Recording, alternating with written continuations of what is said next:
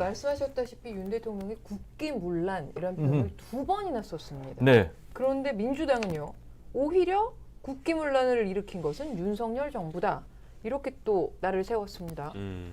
근데 이제 국기문란이라는 표현이 출범이 2달 정도밖에 되지 않은 정권의 대통령 입에서 두 번이나 나왔다라는 네. 점에서 좀 상당히 우려가 됩니다. 근데 이제 공교롭게도 윤석열 대통령이 국기문란이라는 표현을 두 번 쓴 것이 다 경찰과 관련된 겁니다. 한 번은 기억하시겠지만은 경찰 치안감 인사가 갑자기 번복이 됐어요. 네. 28명 대사자 가운데 17명이 번복이 되니까 네. 대통령이 사인하기도 전에 공개가 돼서 결국 번복이 됐는데 이것과 관련해서 윤석열 대통령이 국기문란 행위다 이렇게 대노했단 말이에요.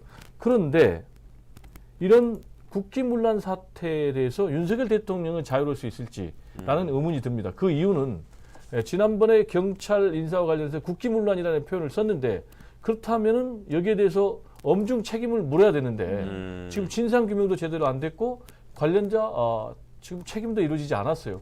그러면 이 사태의 진실이 뭔가?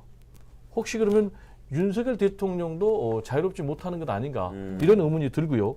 두 번째로는 이번에 또 경찰서장 회의와 관련해서 윤석열 대통령이 이제 국기문란이라는 표현을 썼어요. 그런데 그 근거를 이렇게 얘기를 했어요. 헌법과 법에 따라서 추진하고 있는 정책, 조직 개편안에 대해서 집단적으로 반발하는 것은 국가의 기강문란이다. 이렇게 지금 윤석열 대통령이 얘기를 했거든요. 네네. 그런데 지금 이제 경찰서장들 그리고 경찰들은 아니다. 이게 지금 법률에 따라서 이루어지지 않고 있다. 따라서 지금 헌법 위반이다. 이렇게 나오고 있단 말이에요. 구체적으로 얘기하면은 치안사무 업무는 지금 행정안전부 장관 소관이 아니다. 정부 조직법에 따르면은 따라서 시행령을 통해서 경찰국을 신설을 하는 것은 지금 경찰을 통제하겠다는 것인데 이것이야말로 위법이고 헌법 위반이다라고 지금 반발하고 있고 민주당은 따라서 이렇게 국정 혼란을 초래하고 있는 윤석열 대통령이 오히려 국기문란으로부터 자유로울 수가 없기 때문에 대국민 네. 사과를 해야 된다. 이렇게 지금 반박하고 있는 상황입니다. 알겠습니다.